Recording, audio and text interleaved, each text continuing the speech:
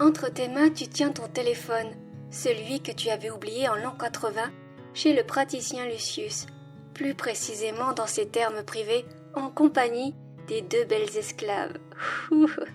Il n'y a pas à dire, c'était vraiment très chaud dans le bain. Concentre-toi, petit pervers. Comment ton téléphone a pu atterrir dans ta boîte aux lettres? Non seulement tu es surveillé, mais la personne qui te l'a rendu doit aussi avoir la capacité de voyager dans le temps. En effet, jamais le téléphone n'aurait pu rester intact aussi longtemps. Traverser les siècles sans se dégrader. Ton appareil est en parfait état, du moins comme tu l'as laissé avant de revenir à ton époque. Tu fouilles dans tes applications, voir s'il n'y a pas un message ou tout autre indice qui pourrait t'en dire plus, mais rien. Tu ne trouves rien. Plusieurs questions te viennent en tête. Qui est cette personne? Pourquoi ne se présente-t-elle pas? A-t-elle un lien avec ta grand-tante Alicia? A-t-elle de mauvaises attentions à ton égard? Ou même, es-tu surveillé par un organisme secret qui gère les voyages dans le temps? Tu es frustré, il ne te reste plus qu'à suivre ton plan initial, celui de te rendre à Édimbourg, dans la fameuse boutique au siècle du rubis. Tu tripotes justement ton rubis à ton oreille. Tu te demandes si son effet magie technologique peut traduire aussi les langues de ton époque. Sûrement que oui. Décidément, ce bijou est vraiment bien pratique. Tu achètes tes billets pour Édimbourg, réserves un hôtel et prépares 2 sacs de voyage. L'un pour ton séjour en Écosse et un autre pour un voyage temporel éventuel. Dans ce dernier sac, plus petit, tu as mis une pochette de cuir que tu peux attacher à ta taille pour planquer ton téléphone, une petite bouteille d'eau, des barres de céréales nutritives, un désinfectant, des pansements, une batterie de recharge pour ton portable, un couteau suisse et enfin des préservatifs. Tu as aussi téléchargé une encyclopédie d'histoire dans ton téléphone pour en savoir plus sur l'époque où tu atterriras la prochaine fois.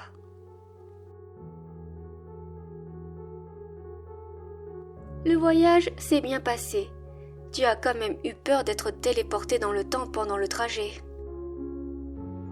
Les 2 dernières fois, tu étais dans ta chambre et tu es revenu. Que se passerait-il si tu partais alors que tu es dans un avion ou un train? Une fois arrivé, tu déposes ton sac à l'hôtel et te diriges vers l'adresse de la boutique dont ta grande-tante était copropriétaire avec un certain Connor MacLeod.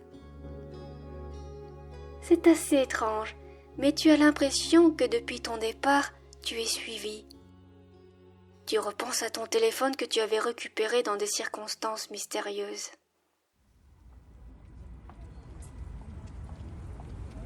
Te voilà dans les rues d'Édimbourg. La sensation d'être surveillé ne fait que grandir.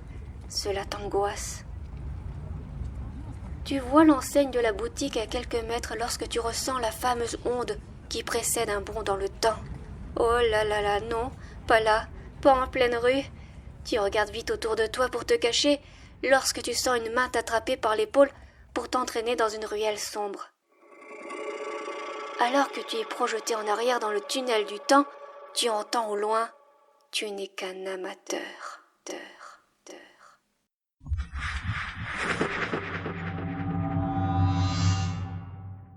Tu n'as pas le temps d'ouvrir les yeux que tu sens quelque chose de froid et tranchant sur ta gorge. « Que fais-tu dans ma cabane? Es-tu un yokai? Réponds, ou je te tranche avec mon naginata. Je te préviens, je suis l'apprenti de la grande Tomoe Gozen. » Tu lui réponds que tu n'es qu'un humain. « Tu mens! Ton apparence est différente de celle des gens que je connais. Tu es aussi grand qu'un démon du Nord. Ta coupe de cheveux, tes vêtements sont inhabituels. Et tes yeux? Oui, tes yeux, leur forme, elle est pas comme nous. De plus, j'ai vu une lueur étrange. C'est ce qui m'a fait venir dans ma cabane alors que je m'entraînais dehors. Parle maintenant, ou meurs sous mon épée. » Tu lui expliques que tu peux lui prouver tes dires en lui tendant doucement ton sac de voyageur temporel. Tu l'invites à regarder dedans. Ouvre-le. Elle jette un coup d'œil intriguée. Tes vers sont contenus au sol. Tu t'exécutes. Quel étrange objet. Quelle est cette gourde dont l'on peut voir l'eau à travers? Elle plonge son regard dans le tien. Es-tu un dieu? Pardonnez-moi, je ne voulais pas vous enfoncer. Elle retire fissa son naginata de ta gorge, se met à genoux devant toi, la tête baissée, attendant ta réaction. Tu lui expliques que tu n'es ni un démon, ni un dieu, mais un voyageur temporel. Elle relève la tête vers toi. Un voyageur? D'où viens-tu et pourquoi es-tu ici? Tu lui résumes ta situation. Elle semble plus ou moins comprendre. Tu lui demandes dans quelle ère vous êtes. Nous sommes à l'ère Heian. Je suis Ayame, apprentie de Dame Gozen du clan Minamoto. Dame Gozen est une femme samouraï. Et je veux devenir comme elle. Elle incline la tête pour se présenter et exprimer son respect à ton encontre. Tu lui dis ton nom et sors ton portable. Bien évidemment, elle est intriguée par la lumière que dégage ce dernier. Vous vous asseyez sur une natte posée au sol et tu lui montres ton écran. Elle en reste bouche bée. Tu lui lis les informations que tu as sur son époque grâce à l'encyclopédie que tu as téléchargée. Voici ce qui est écrit.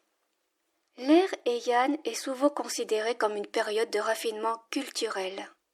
Elle est également marquée par des tensions sociales et politiques qui ont contribué aux changements ultérieurs dans l'histoire japonaise. Elle débuta en 794 avec l'empereur Kanmu qui déplaça la capitale du Japon de Nara à Heian-kyo, actuellement Kyoto. Cette décision a eu des implications politiques et culturelles majeures. Tu passes sur les autres informations lorsque tu vois un paragraphe qui parle de la guerre de l'Étoile, qui a eu lieu entre 1051 et 1062. Lors de cette guerre, les clans Taira et Minamoto se sont confrontés. Ayame sort de son émerveillement. Mais alors, si tu viens du futur, tu peux me dire qui sortira vainqueur de ces luttes acharnées? Tu cherches l'information et trouves ceci. Dans la guerre de l'Étoile, aucune des deux factions n'a vraiment remporté la victoire décisive. Les conséquences de la guerre ont plutôt contribué à des tensions continues entre les deux clans, culminant plus tard dans la guerre de Kempei, au cours de laquelle les Minamoto ont finalement réussi à vaincre les Taira et à établir leur domination, marquant ainsi la transition entre l'ère Heian et l'ère Kamakura. Les ancêtres ont entendu nos prières. Ces chiens de Taira subiront la juste colère des Minamoto. Je suis du côté des braves. Je dois prévenir ma maîtresse et... Tu ne lui laisses pas le temps de finir sa phrase en lui attrapant le bras. Tu lui demandes de garder tout ceci secret.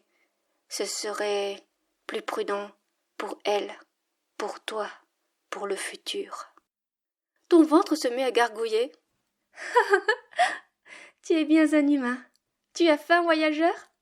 Allons chasser. Tu la suis. Tu as hâte de découvrir l'extérieur. Le Japon du XIe siècle. Une forêt de bambous s'étend devant toi, les tiges hautes créant une canopée qui tamise la lumière du soleil. C'est aussi beau que dans les films. Ayame ajuste son arc, la tension du bois vibre dans l'air calme.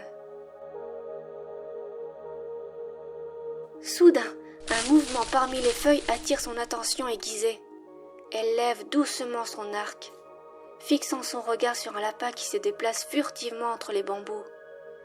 Sa respiration se calme, ses doigts agrippant la corde de l'arc. Avec une précision calculée, elle décoche une flèche. Le projectile fend l'air et atteint sa cible avec une rapidité mortelle. Le lapin touché proprement s'effondre dans le feuillage. L'apprentie samouraï s'approche avec précaution. Elle s'agenouille près du petit animal, respectueuse envers la vie qu'elle vient de prendre. D'un geste précis, elle utilise son couteau pour achever rapidement la bête. Le respect pour la vie est essentiel, même dans la chasse. Nous prenons seulement ce dont nous avons besoin pour survivre, honorant la nature et ses dons. Ayame venait de démontrer son habileté et sa connexion avec la nature. Une leçon qui dépassait la simple chasse. C'était une démonstration de la philosophie du Bushido, où la maîtrise de soi et le respect de toutes les formes de vie étaient intrinsèquement liés. Elle regarde tes mains. Tu n'as pas l'air d'avoir beaucoup chassé. Tes mains ont l'air aussi douces que celles d'un petit enfant. Elle te saisit une main délicatement comme si c'était un objet précieux, la regarde, puis caresse du bout de ses doigts ta paume. Es-tu le fils d'un noble dans ton époque? Non? Est-ce que tous les hommes ont des grandes mains lisses? Vraiment? Alors si tu n'es pas un aristocrate, tu sais retirer la peau et dépecer un lapin. Nani? Comment fais-tu pour te nourrir? Supermarché? Je ne comprends pas. Comment un marché peut être superbe? Hein? Pourquoi ris-tu? Tu lui expliques ce qu'est un supermarché. Elle a du mal à te croire. Eh bien, tu peux au moins cuire le riz pendant que je m'occupe du lapin? Elle t'entraîne vers l'arrière de la cabane, dans ce qui semble être une cuisine très sommaire, au grand air, et dépose le lapin sur une souche de pois, puis elle te tend une pierre qui ressemble à un silex. Allume le feu, il y a de la paille sèche juste derrière toi. Qu'y a-t-il? Pourquoi fais-tu cette tête? Un briquet, voilà ce que tu aurais dû prendre en plus dans ton sac. L'onde arrive. Oh non. Vite, va chercher ton sac que tu as laissé dans la cabane. Ce n'est pas aujourd'hui que tu mangeras un bon lapin bio fraîchement chassé.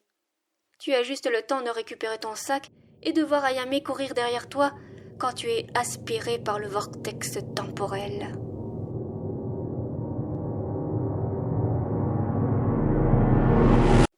Tu te retrouves dans la ruelle sombre d'Édimbourg. La personne qui t'avait poussé là est encore présente.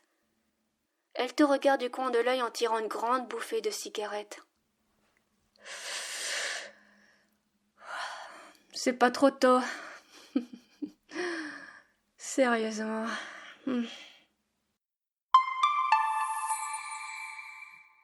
Un grand merci à tous ceux qui me soutiennent sur Tipeee. Black.